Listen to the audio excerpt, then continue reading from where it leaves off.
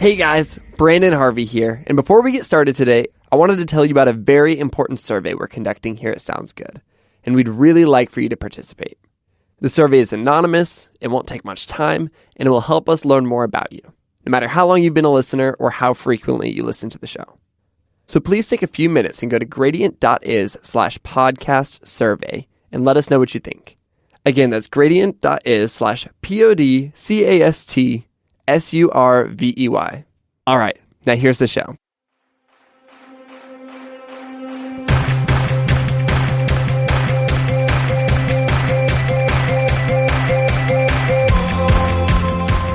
Hello, Brandon Harvey here with this week's episode of Sounds Good, the podcast where every single Monday I sit down with an inspiring person and talk about happiness, overcoming struggles, and living a life of intentionality and wonder.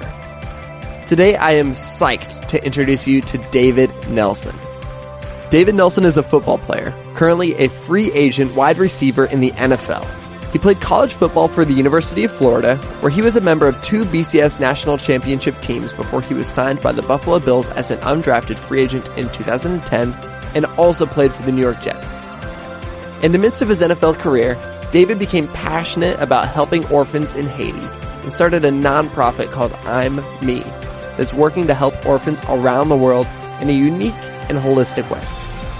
This is a super fun conversation, so let's just jump straight into it.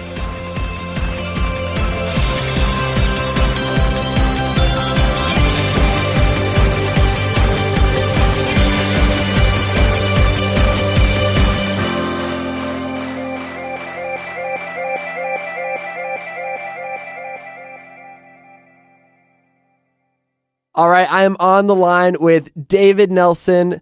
David, welcome to Sounds Good. Hey, man, thanks for having me. I'm really excited to be talking to you today, but I really want to start off by being very, very clear with some disclosure. I don't know very much about sports in general, and so I don't care all that much about the NFL, but I do care about you, and I think you're amazing. But if I say something dumb about football, I 100% encourage you to laugh at me and then correct me. So do I have permission to call you out when that does happen? Oh, please do. Please. No, I actually prefer that. I actually prefer conversations with people who don't, because I don't, when I meet somebody, I'm not introducing myself as an athlete.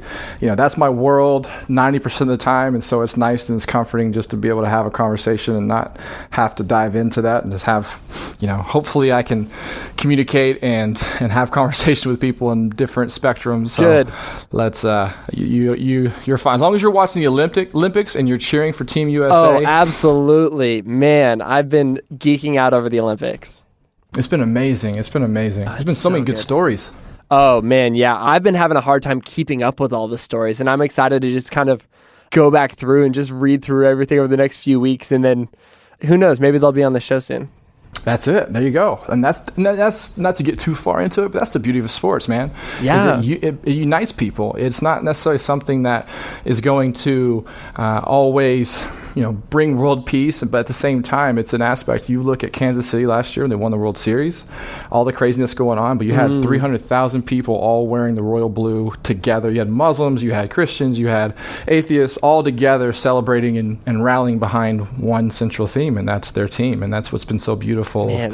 Just seeing people rally behind in the Olympics with everything going on, no matter what country or what continent you're in, rallying behind this uniting front, which is sports, competition, but also at the same time sportsmanship. And that's been just so beautiful to see. Man, that's so unreal. That's perfectly said.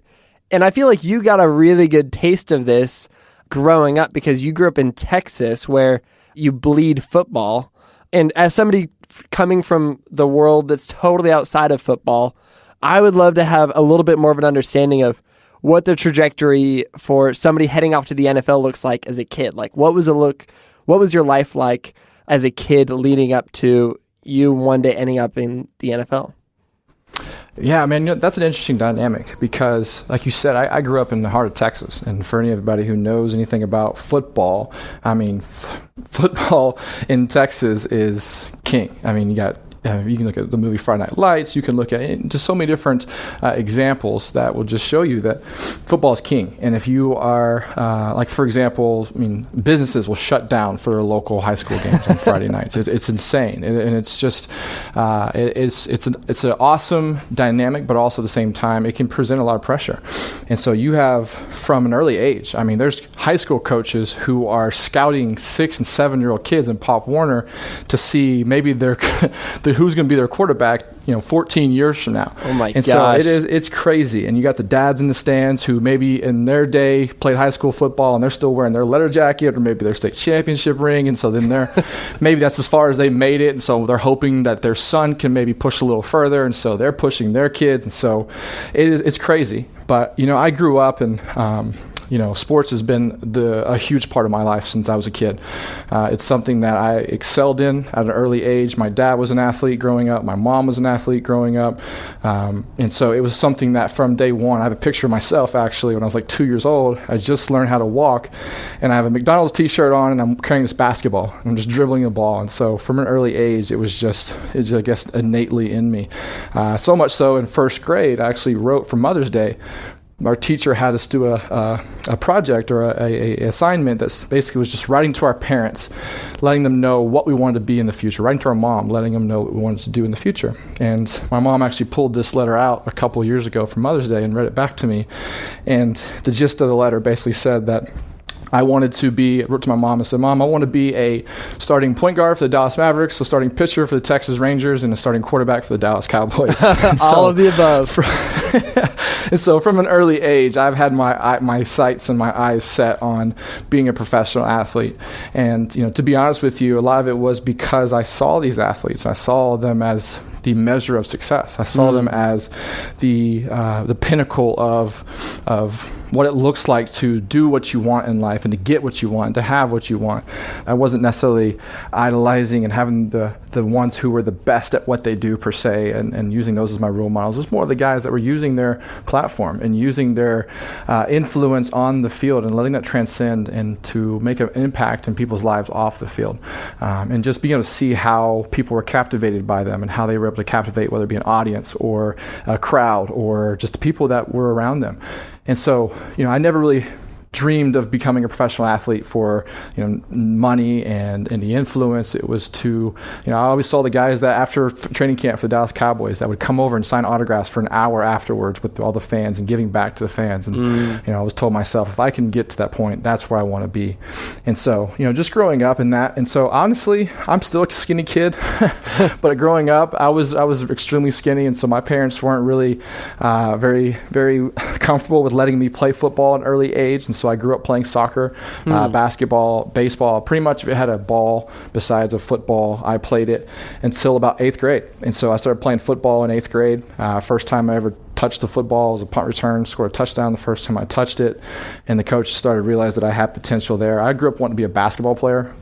I'm tall and skinny and had the build and the body for it, and just slowly developed into a football player. And it wasn't until my sophomore year that I started getting scholarship offers and really started to focus in on that. And it's all led me into the place that I'm now. And here I am 6 years later, as a professional athlete. Amazing. And you went to, what college did you go to again? The University of Florida. I'm a Gator. Amazing. Okay. And what did you study in school when you weren't playing football? I got my psychology. I got a double major, psychology and sociology. Interesting. Was there any particular reason you picked that? Was that a passion of yours, or? Well, to be honest with you, it started out, sociology is also known as the athlete's degree. And so it started out in an interesting story. I actually had originally committed and decided to go to Notre Dame.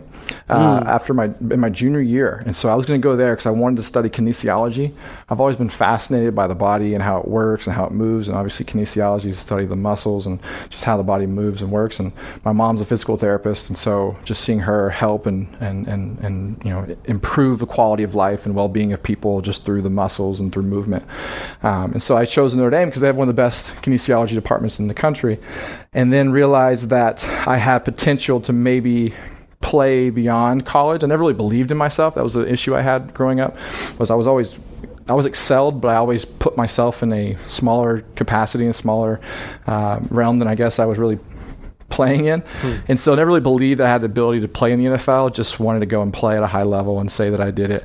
And so when I started to kind of fully realize that is when I started to make the decision. I chose Florida, and I wasn't the best student my first couple of years, and so I had to settle for sociology. And so when I started to go into the sociology classes, I started to take some psych classes and really started to develop a liking for that and a real passion for that, just how the mind works and how different things that happen in people's lives that shape the way they are now. And so just fell in love with it, and so started to work my way back into it. And all said and done, 4.5 years later, I walked out with two degrees. Well done. Well done. And then straight out of college, you jumped into the NFL, and you've played for 6 years in the NFL, right? 6 years, that's right. Incredible. What's been the highlight of that time? I would honestly, because it's, and I love how you prefaced at the beginning how you don't know a lot about sports in general, but it's looking at it now, 6 years in, it can look like, and you can always start to get caught in okay, what's next? Okay, well, what am I going to do next? What's the next big thing I can do? And I've had a lot of amazing people in my life that have just told me just to focus on the moment, just to be present, be where you are and appreciate where you are. A big scene, my favorite movie scene of all time is out of Rocky 3. I don't know if you've ever seen Rocky, but there's like 17 of them. And so in Rocky 3, he is sparring. He's getting ready for his big bout against Mr. T, which is Clubber Lang in that. And he's actually sparring with his old nemesis, which is the guy who he beat and now had also beaten him in the previous 2 movies. And so you get into this scene, and it's a day where Rocky's now the heavyweight champion, is about to go into this bout with Clubber Lang, and it's this big, huge heavyweight. It's like Ali, Frazier. It's like this big, big deal. And for whatever reason, Rocky is like, they call him the Italian Stallion. He's just a little short Italian dude that just has a heart of a lion, just overcomes. He came from nothing and worked his way, and so now he's a heavyweight champion, not because of necessarily talent, but because of his work ethic and because of how he approaches the game and approaches the ring. But for whatever reason, this day, his wife was in attendance at practice.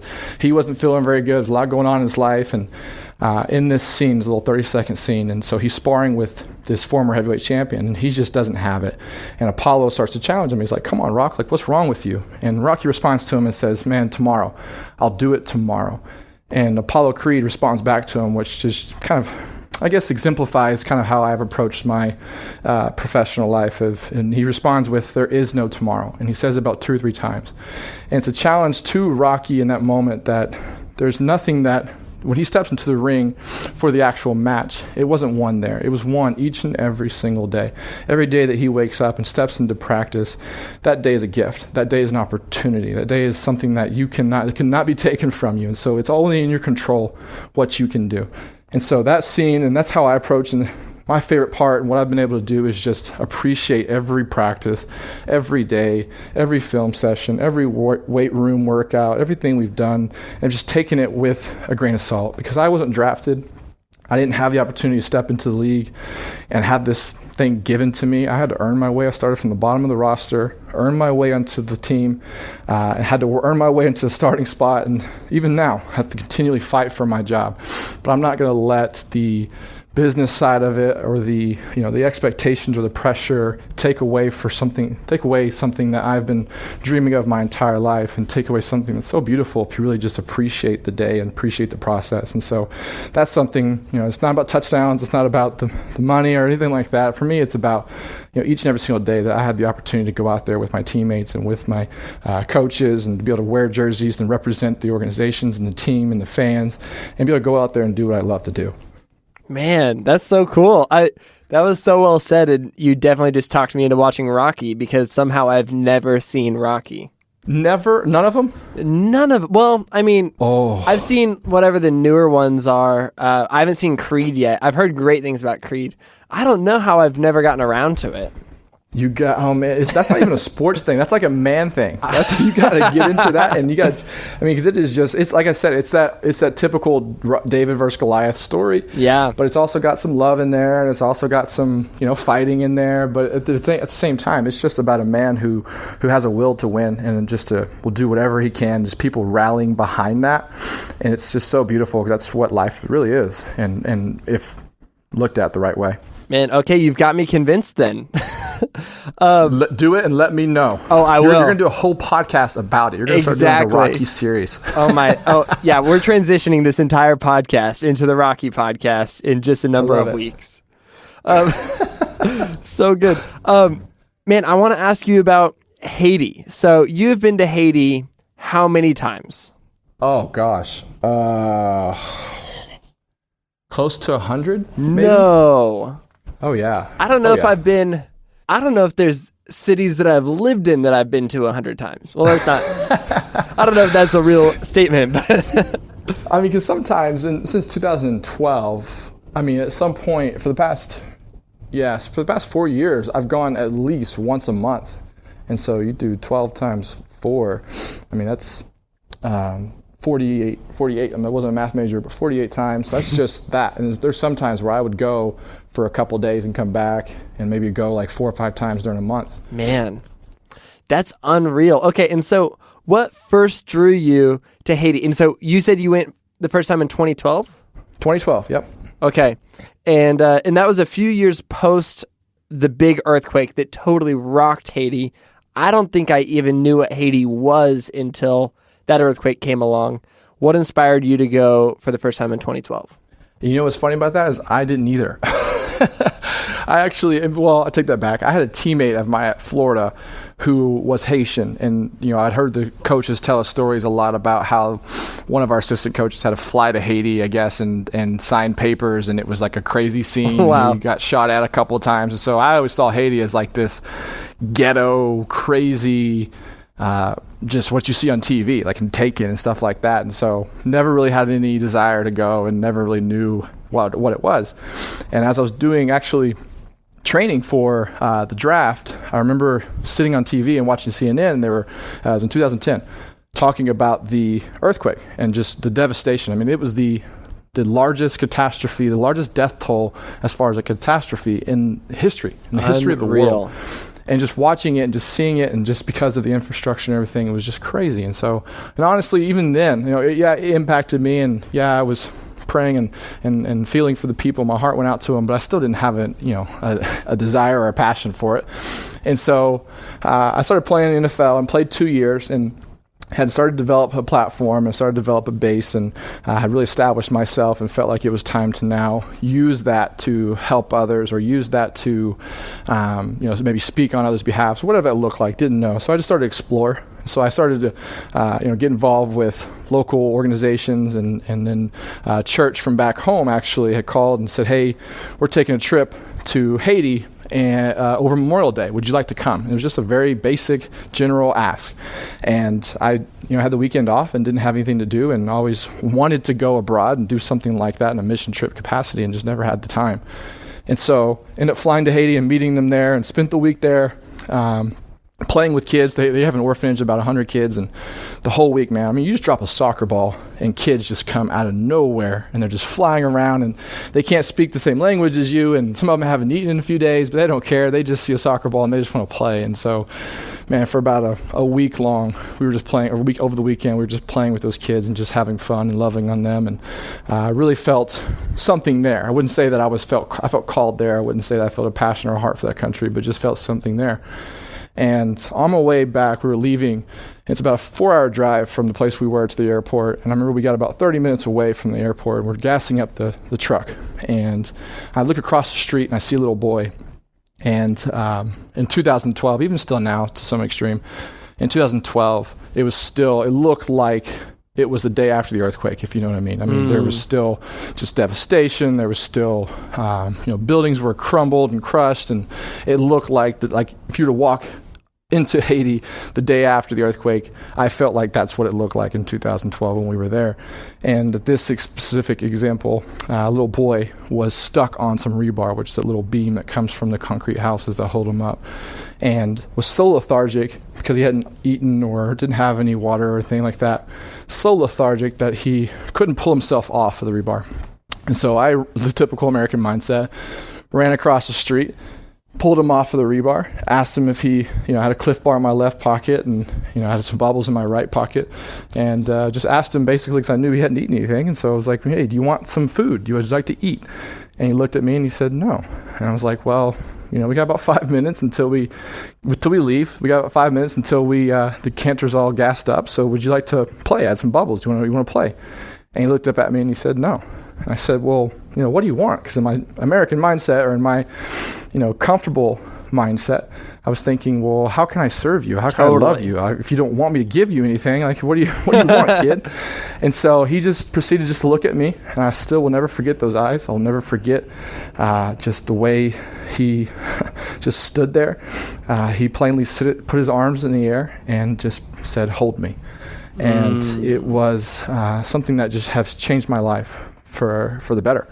And it showed me for maybe the first time what love really looks like. It transcends language. It is, for in my opinion, is the greatest human need, because here is this boy who didn't know what he was going to eat that night, didn't know where he was going to sleep that night, didn't know if he was going to live or die the next day or two, but in that moment, even though being presented with opportunities to eat and drink and play, his greatest need was to be loved. And even further than that, his greatest desire was to be known and to have somebody hold him and to see him. And for 5 minutes, he knew that he mattered. For 5 minutes, he knew that somebody saw him. And so it was in that moment that I left and called my brothers. We then went back to Haiti a week later. They experienced the same thing. And so from that is where this organization and where my heart for Haiti has come from. You were just hooked on it. I was hooked. I mean, it was like one of those things where everything that I've been looking for and everything that I was hoping to do, it's one of those things where it humbles you. And it really, even though, I never really would say that I've had like an idolatry or an unhealthy approach to money or fame or whatever it may be.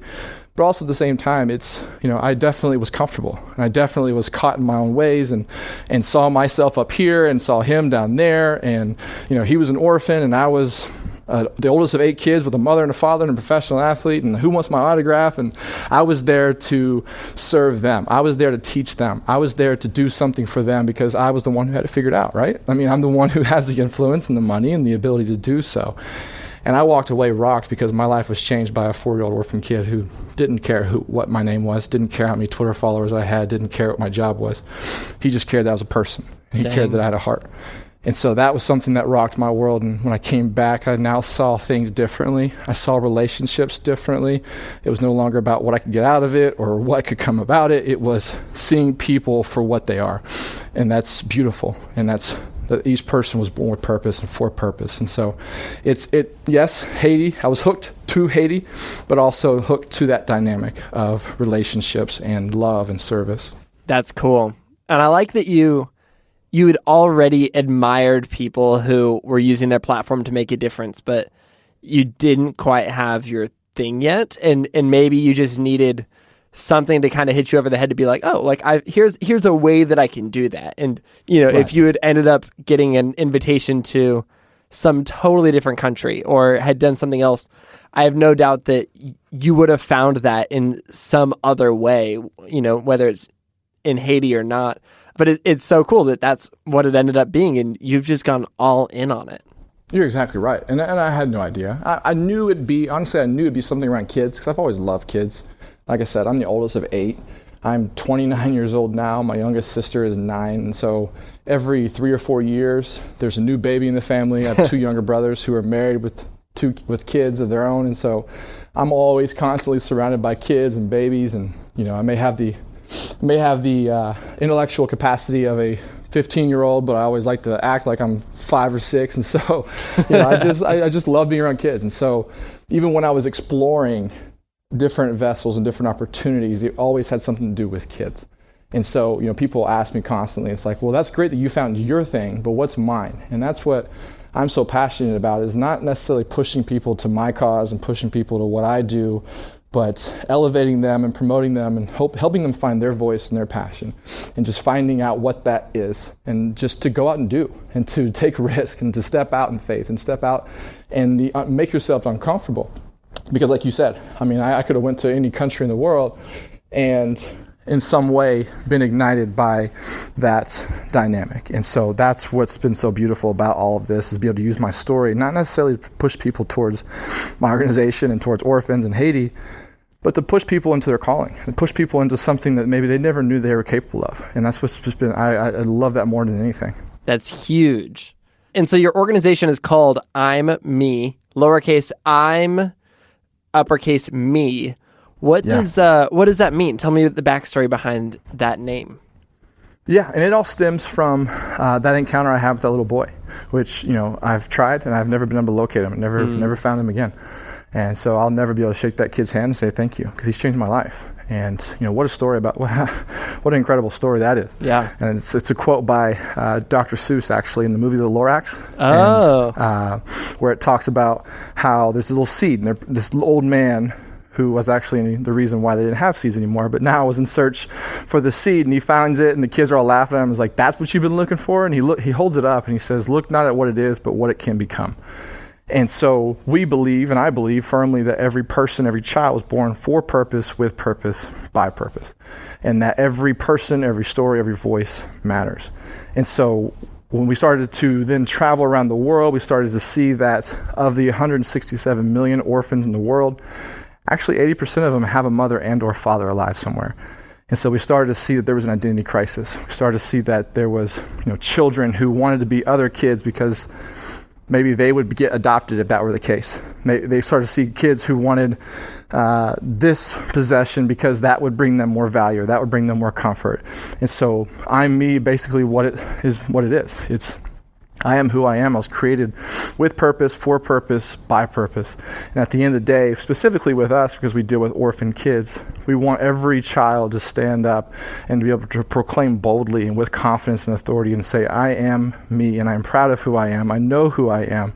I don't need to be anybody else, because I was created with a divine purpose, and I am beautiful, I am loved, and I am cherished, and I am known. And so that's what it is. And it's all about, hey, I am who I am, and I'm an NFL athlete, and I have a platform, but at the same time, you are you.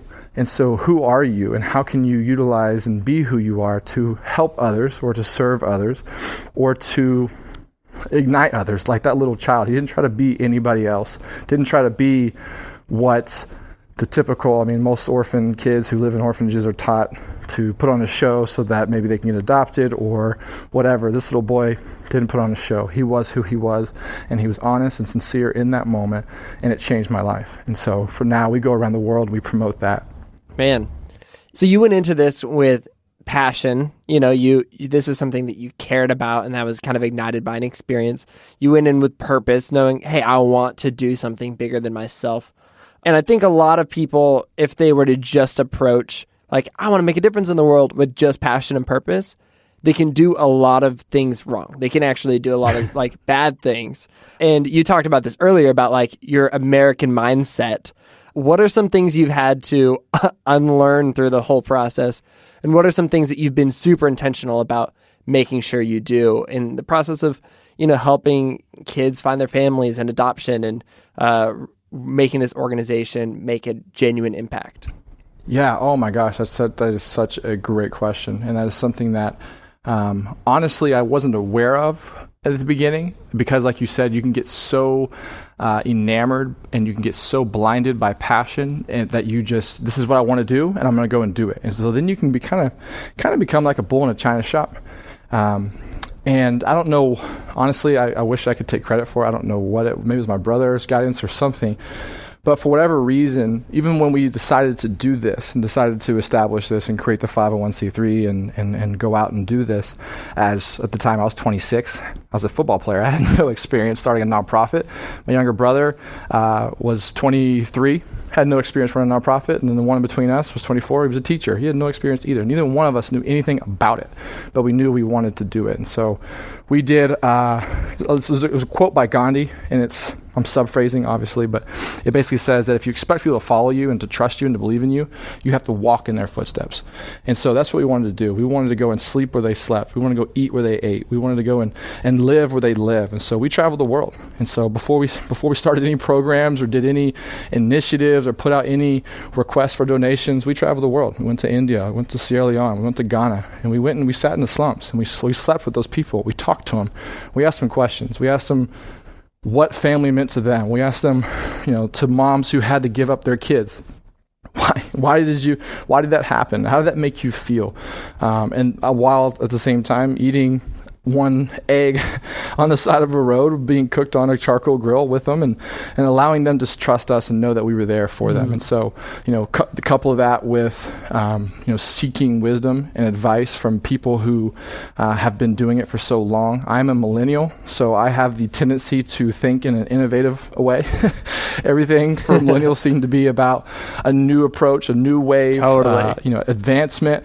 And so I'm that way. I'm very, innovative. I'm very risk averse. I believe in taking risks, and I believe that innovation will allow us to continue and to develop, but also at the same time, it's by honoring the past and honoring how we've gotten to where we are, and to figure out, okay, well, there's been people who've been doing orphan care work for years and who have experience and knowledge, and to be able to seek their advice and humble ourselves and learn from them, and then to take what they've done. And we're not trying to recreate the wheel, but if I know anything about the wheel, it's been advanced over the years. And so every year it seems to get better and get better, but it's not a crazy, you don't completely change everything. And so we've sought the wisdom and guidance and counsel of people who've been doing this for a long, long time.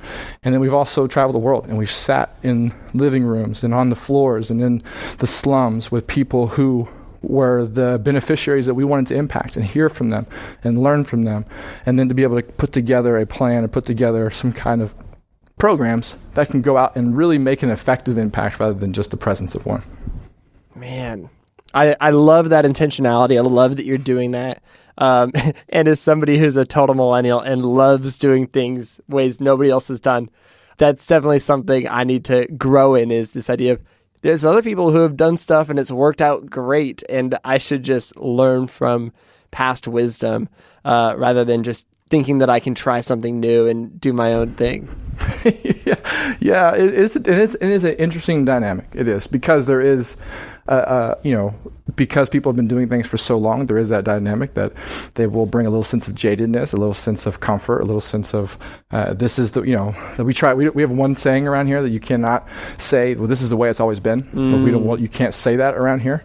And that's when you kind of seek guidance and advice for people. That's kind of, they don't necessarily mean to all the time, but they want to press upon their values and their experiences, and make sure hey, be wary of this and be wary of that. And so you don't want to become too guarded by that. And so we've been very, we've learned through mistakes. Honestly, we've made many mistakes and we've failed in a lot of areas, but we've made sure that we learn from those failures and approach failure as an opportunity to grow and to learn and to build.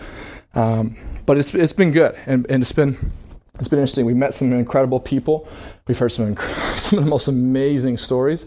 But that's what it is, and that's what it's there for us, and it's there for the taking if we will just seek it and go after it. What's the big picture for, let's say, the next 10 years? Where do you want to take I'm Me? Where do you want to, in what ways do you want to continue making more impact? And there's a wave happening right now, and like I talked about a little bit earlier, it's of the 167 million orphans, which is a crazy statistic, and those are just the ones that UNICEF and the UN can document. 80% of them have a mother and or father alive somewhere. And also, like I talked about, we went around the world and we talked to people, and we talked to a lot of these parents who had given up their children, moms who had to go to orphanages and knock on their door and ask if they can take their kids and give up their kids, or dads who couldn't afford to take care of them anymore and had to just abandon their child on the side of the road and hope that somebody can pick them up and give them a better life than he could. And we started to ask them, we started to get a little peek into their lives. And what's crazy is that we started to figure out that a vast majority of them actually had been abandoned and given up themselves. And so we started to see this cycle and what we call the orphan cycle. And so it's orphans creating orphans instead of family creating family. And so you grow up and you're abandoned and you're living in an institution or an orphanage, and you don't experience the love of a family, the love of a father, the love of a mother, the support, encouragement. I am where I am and the person I am because of my family. I knew that if I failed, I could go home and they would be there to lift me up and encourage me and obviously discipline and teach me if I needed to be. But if I succeeded, they were the first ones to give me high fives and tell me they're proud of me and tell me that I matter. And to have that support on both sides of the spectrum was huge. And so we believe that every child should have that. Every child should have that loving, nurturing, caring, and secure environment. And so that's what 10 years from now, I mean, hopefully by tomorrow, our mission and our approach is to go and to end that orphan cycle. And there's a wave happening right now in the orphan care world, and people are starting to get away from the typical orphanages and the institutions and starting to focus more on orphan prevention. And so it's going, so when the mom and dad come to our gates, or a mom or a dad come to our gates and ask, can you take care of my son because I can't afford it, or I can't take care of him, I can't do it. We can say, no, actually, we won't take your kid, but how about we give you a job so that you can keep yours, and so that so your child is raised by his mom, by his dad, whatever that may look like. And so we've started to experience that and started to implement that approach, and have seen some amazing results and some beautiful, beautiful stories come out of that. And so for the next 10 years, we hope to be able to go and to be able to prevent child abandonment, to prevent family separation, and prevent orphans from being orphans. It's incredible. I love that you're doing all of this. And back to the football side of things, I know that there's been some concern in the world of football about you or players like you who are focusing on these things that are outside of the football world, these outside passions or jobs or whatever. And it sounds like the Steelers, your last team, were super supportive of what you're doing in Haiti. And you're a free agent right now. You told me earlier you're waiting on a call, and it could happen this very moment. But what's your thought process as you might have a new team soon on what your relationship with traveling to Haiti could look like? Yeah, and like I said, I never want to act like I have it all figured out. I never want to try to present myself as somebody, because I don't, and I haven't. And I've approached things especially with my profession, and maybe a little bit too abrasive, and a lot of it was because earlier you and I kind of talked about just the difference between foundations and organizations, and a lot of times you'll have players start a foundation while they're playing and hire an executive director and hire a staff of people to come in and run it and lead it, and then the player kind of shows up for the camp or whatever they're doing, and that's great, and that's totally fine, and I have nothing against that, and I'm not trying to say that that's wrong in any regards, but that wasn't for me. If you know my personality, I'm either all in or not at all. I'm not going to do something, especially and put my name on something, and then just kind of sit back and let somebody handle it.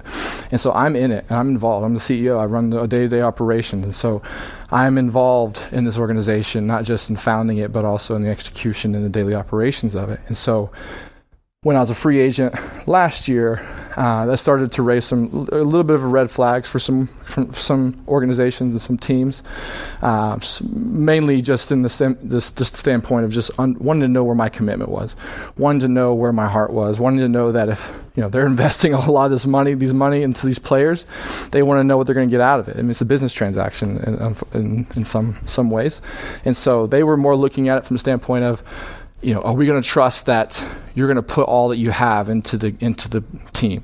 Are you going to be committed? Are you going to be distracted? Are you going to be a distraction? Are you going to try to ask all of our players to go do events and keep them out late at night, and then they can't practice effectively? And so they were all legitimate questions. It just, for whatever, it rubbed me the wrong way, the way it was presented. And I felt like I was being put into a situation where I was given an ultimatum. And so the way a lot of teams and organizations were presenting contracts were basically, if you sign this, you can't do this. And there were certain things they were telling me I couldn't do and that I wasn't able to do. And so I saw that as an opportunity, and I've seen it as an opportunity because a lot of players have the heart that I have. A lot of guys in the locker room, and the NFL gets a bad rap, but a lot of guys in the locker rooms have heart just like I do and want to be involved and want to do things, want to start their own organization and travel and do certain things, but don't feel like it's going to be well received and don't feel like it's something that they can do and have the support of their team. And so they wait back. And so a lot of guys are waiting till they're done playing. And so I've kind of taken the approach just to spearhead that and to trailblaze that and to show guys that, what if actually doing I'm me and being involved actually makes me a better football player? Because when I go out to practice and I drop a pass, I approach it a lot differently than I did before, because the things that were just devastating and so important and just rocked my world before, that were so fleeting and so just small, now I approach it. Now I appreciate my teammates more, and I support them, and I encourage them. And it's no longer about me and elevating myself, but it's about the team. And what if, obviously, being a football player helps my philanthropy efforts, which it does. And so trying to change that dynamic and change that conversation, and that conversation, and it's been good. I've was able to speak with Derek Jeter and Dikembe Mutombo at an NYU event a couple of months ago, Incredible. Which was just an amazing opportunity for me. I was starstruck the whole time. I love But just that. being able to have those and start those conversations and allow guys to see that, you have the platform now and you have the ability to make an impact now. And if you don't want to, then great. But if you do, you shouldn't have to feel like you're scared or feel like you're handcuffed. And so, teams have asked now. And now with that, I also have to know that I cannot walk into a situation and just feel like I should be able to do what I want, because that's not the case either. Totally. And so, we like last year with the Steelers, and even this year, it's, I'm making a commitment. If I'm going to play football, I'm giving it all that I have. And so when I'm there and I'm at the practice facility or in the meeting rooms, I am all there. I am present.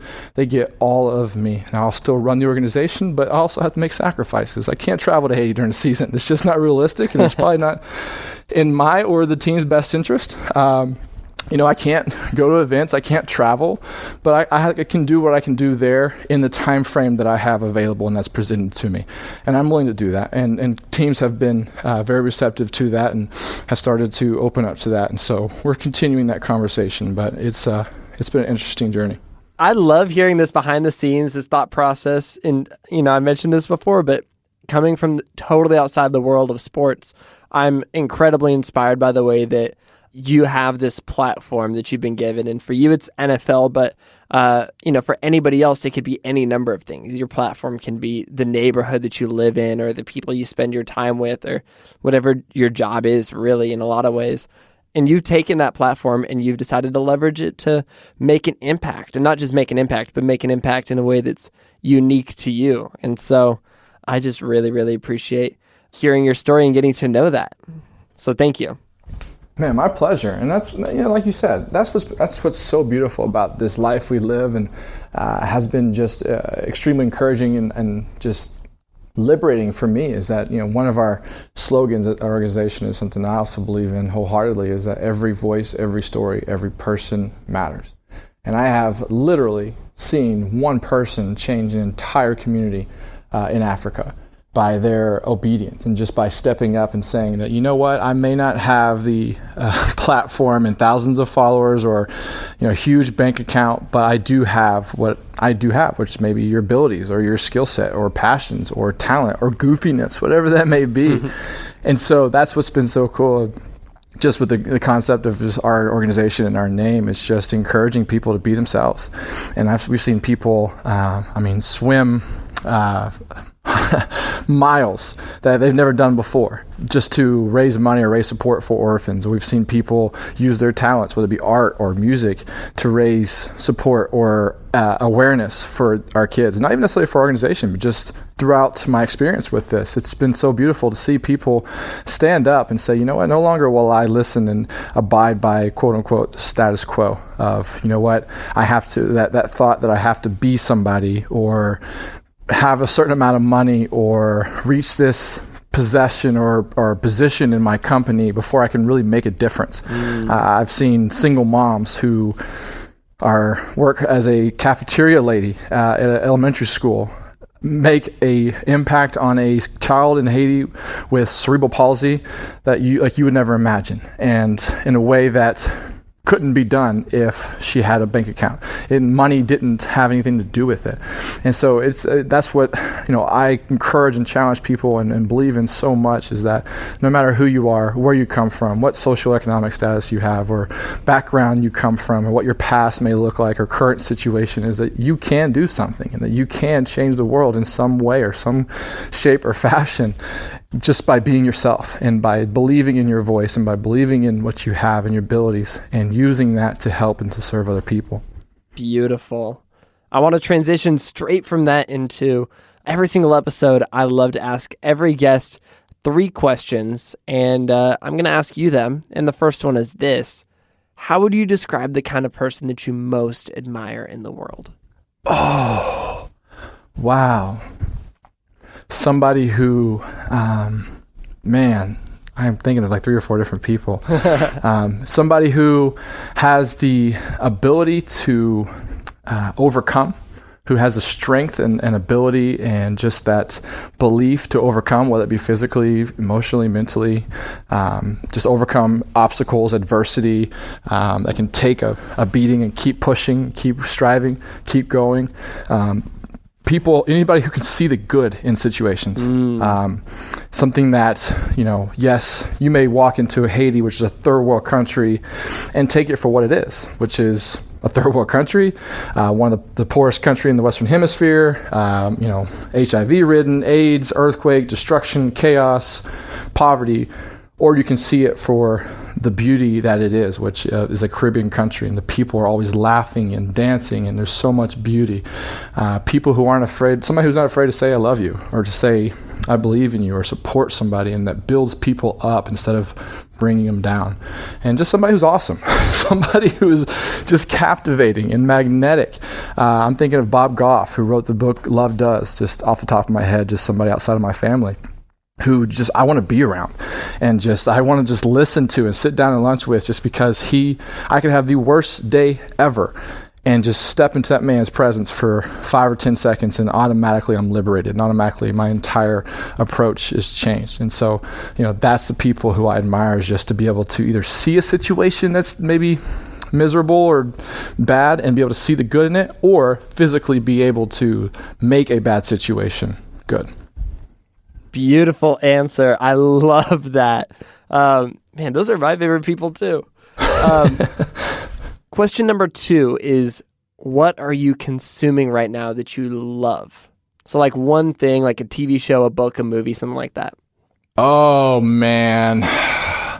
I've really been big. Obviously, the Olympics are going on right now. Yes, so I love that. Yes. I'm a big reader, too. I've been reading a couple of good books. There's one called Creativity, Inc. By the founder. And Pixar. Creator of Pixar. It's fantastic. So good. I love to read. The new Harry Potter book just came out. A little bit of a Harry Potter geek. I'm halfway into it. Don't judge me, or don't spoil it for me, because I just got started, so I don't have anything to spoil yet. I'm trying to take it slow. Man, I like to that's just me too. kind of dive into it. I normally, back in the day, I would dive into them so fast, but now I'm just taking it so slow because it's going to be gone soon. It's kind of hard to read. I mean, it's a script. With the play, and it's the hard. I can't really tell which character is which. But you're right. It is. I'm the same way. I jump into it, but this is it, and so I want to make sure I take it all in. But I don't know what it is, man. But like lately, I've been a big binger. I've been crushing some Netflix. Good. I've been watching some shows. I don't usually have time for it, but lately Parks and Rec. I watched the entire series of The Office. You have the best I'm getting taste. big into Scandal now. Dude, Scandal will hook you in. I had to force myself to stop at I don't know what season they're on, but I made it through so many, and I was like, I'm an addict. It's so good. Yeah. I wish I had something more life-changing, something something with more depth. But I'm consuming Harry Potter, Parks and Rec, The Office, and Scandal. Dude, it's so refreshing though, because a lot of I've had people, I ask this question to people all the time, in my regular life and stuff, and people will be like, I'm reading, and it's some scientific journal, or and I'm like, oh, I'm reading Harry Potter. So It's great. Yeah, comparison's a lie. I can get into that too. I can get into like, man, I'm not to your status, am I? And it can just get discouraging. It's like I like to have fun. I like to just let loose, and I love to live and help people, but at the same time, there's some good stuff out there, and Harry Potter's one of them. Yes. Oh man. My last question is, based on the ways that you've chosen to step out and live your life differently, what's one thing you'd encourage someone else to do in their own life?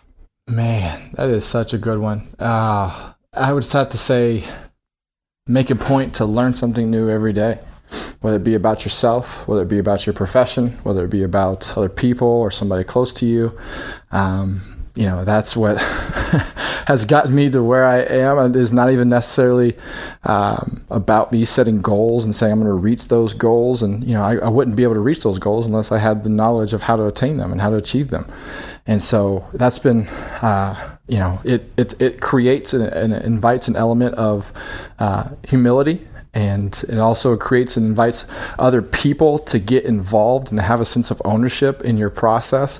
And it has allowed me to, by seeking other people and seeking something to learn or letting them know that they have helped me in certain ways, that I now have a community of people in a support group or a council or whatever you want to call it, who don't feel like I'm always coming to them just when I need something, or they feel invested and feel like this is much more than just a transaction. It's a relationship. And so, that's what it's a beautiful journey. Step out in faith, like you're talking about, but it's difficult. I'm not going to sit here and say that it's the easy, because the road less traveled is the road less traveled for a reason, and you're going against the current and you're swimming. And so it's hard and it's difficult and it's exhausting. And there's days where you think you can't go any further. But if you continue to push and you have that community and have that support to be able to push you through it, because there's been days, I'm going to be honest with you, days where I wanted to quit and I didn't want to keep going. I didn't think I had what it took, or I was going to just say, okay, well, now I'm just going to be a football player for now. But there's people who saw something in me who wouldn't let me quit. And those conversations were started by seeking the guidance and seeking to learn something about myself, whether it be good or bad, and being honest with myself. And so that's not always easy. And that's not something that we necessarily want to do. It's something we have to be intentional about. And, but it does pay tremendous reward and tremendous dividends. Learn something new every day and take the road less traveled and work hard without quitting. I love that. Man. You made it sound really simple. That's my job. I love it. David, man, I'm so glad that we got to have you on the show today. If people want to follow along with what you're up to, if they want to find out more about your organization and follow you online, where can they do that? Yeah, I love social media. Is the most beautiful tool in the world. I love to interact and engage with people. So please hit me up on Instagram, follow Twitter, whatever that may be, at David Nelson 86. And then our organization is easy across the board: Facebook, Twitter, Instagram, at IMME_org. Easy. So good, man. And I'm not smart enough to make things complicated, so we try to keep things simple. Oh, man. Well, you had so much incredible insight to offer today. I know that I'm coming away encouraged, inspired, ready to take action, and I have no doubt that other people listening are feeling the exact same way. So thank you so much for being here, David. Hey, man, I appreciate you, and I just appreciate what this entire podcast and what you're doing, and giving people a chance and giving them a voice and a microphone to speak and encouraging people and inspiring. Man, you're doing it, and I appreciate you and all that you do and all that you are. So thank you for that. Man, that means a lot. Man, I'll talk to you soon. Sounds good. Let me know how that Rocky series goes, and we'll catch up with Harry Potter, I guess, when we both finish it, huh? Amazing. Yes, please.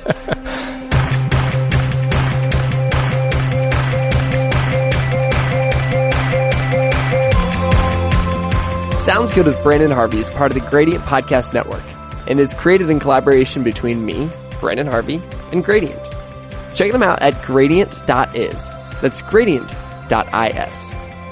Thank you so much to each of you who tuned into the podcast this week. If this is your first time listening, subscribe to the show. Just tap the little button to get a new inspiring story downloaded straight to your phone next week and every week. If you really connected with this episode, let's totally talk about it. You can find me on Twitter and on Instagram with the username @BrandonHarvey. That's Brandon with an EN. And with that, that's a wrap for this week's podcast. I'll see you next week when we get the opportunity to learn from another inspiring person. Sound good?